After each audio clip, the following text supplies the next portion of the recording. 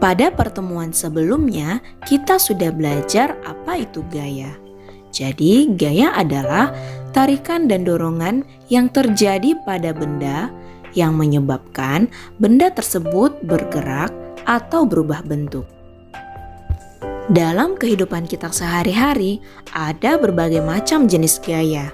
Yuk kita pelajari apa saja sih gaya yang ada dalam kehidupan kita? Ada 7 gaya yang akan kita pelajari. Yang pertama adalah gaya otot, gaya gesek, gaya mesin, gaya pegas, gaya gravitasi, gaya listrik, dan gaya magnet. Ketujuh jenis gaya ini dikelompokkan berdasarkan gaya sentuh dan gaya tak sentuh. Gaya sentuh adalah gaya yang dihasilkan oleh benda yang saling bersentuhan.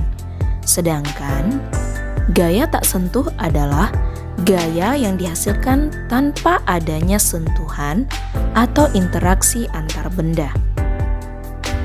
Untuk itu, di sini yang menjadi bagian dari gaya sentuh adalah gaya otot, gesek, mesin, dan pegas.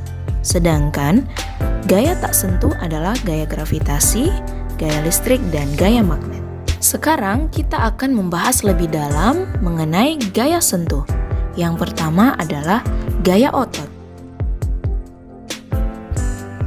Gaya otot dihasilkan oleh otot manusia dan otot hewan. Nah, contoh gaya yang dihasilkan oleh otot manusia adalah ketika mendorong meja, mengayuh sepeda, menendang bola, dan memukul bola kasti. Sedangkan contoh gaya yang dihasilkan oleh otot hewan adalah ketika kuda menarik kereta dan kerbau membajak sawah. Nah, sekarang coba kamu pikirkan, kira-kira kegiatan apa lagi ya yang menggunakan gaya otot, baik gaya otot manusia maupun otot hewan? Berikutnya adalah gaya gesek. Gaya gesek adalah gaya yang timbul ketika dua permukaan benda saling bersentuhan. Besarnya gaya gesek bergantung pada kasar dan halusnya permukaan benda. Semakin kasar permukaan benda, semakin besar pula gaya geseknya. Begitu juga sebaliknya, semakin halus permukaan benda, semakin kecil pula gaya geseknya. Jika sebutir kelereng digelindingkan di atas lantai dan sebutir kelereng lainnya digelindingkan di atas tanah yang berumput, tentu kecepatan gelinding dari kelereng tersebut akan berbeda. Hal ini terjadi karena adanya perbedaan gaya gesek. Tentunya, kelereng yang menggelinding lebih cepat adalah kelereng yang berada di atas permukaan lantai. Hal ini terjadi karena permukaan lantai lebih licin dibandingkan atas tanah yang berumput, sehingga gaya geseknya lebih kecil. Perlu kita ketahui bahwa arah gaya gesek selalu berlawanan dengan arah gerak benda. Jadi, saat kita bergerak maju, arah gaya gesek dari alas kaki kita selalu menuju ke belakang. Tahukah kamu bahwa gaya gesek dapat diperbesar dan diperkecil? Untuk memperbesar gaya gesek dapat dilakukan dengan memperkasar permukaan benda.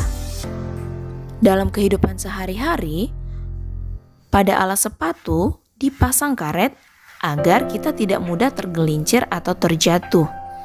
Dan permukaan ban sengaja dibuat beralur agar tidak mudah tergelincir saat direm mendadak. Sedangkan untuk memperkecil gaya gesek dibuat dengan cara memperhalus permukaan benda. Roda pada lemari juga berfungsi untuk memperkecil gaya gesek, sehingga lemari lebih mudah untuk dipindahkan. Sedangkan pada mesin, gaya gesek diperkecil dengan cara memberi pelumas atau oli, sehingga memperkecil pengikisan permukaan mesin tersebut. Dengan adanya gaya gesek, ketika kita berjalan, kita tidak akan tergelincir.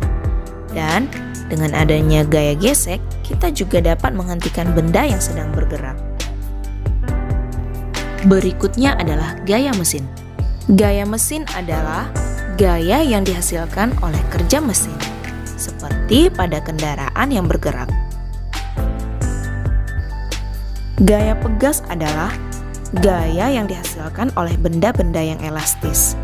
Saat benda elastis ditarik, maka benda tersebut akan kembali pada keadaan semula. Contohnya pada ketapel, per, karet, dan busur panah. Ketika benda-benda itu ditarik, maka akan kembali ke bentuk semula. Demikianlah pembahasan mengenai macam-macam gaya sentuh. Semoga kita bisa memahami gaya sentuh yang terdapat dalam kehidupan kita sehari-hari.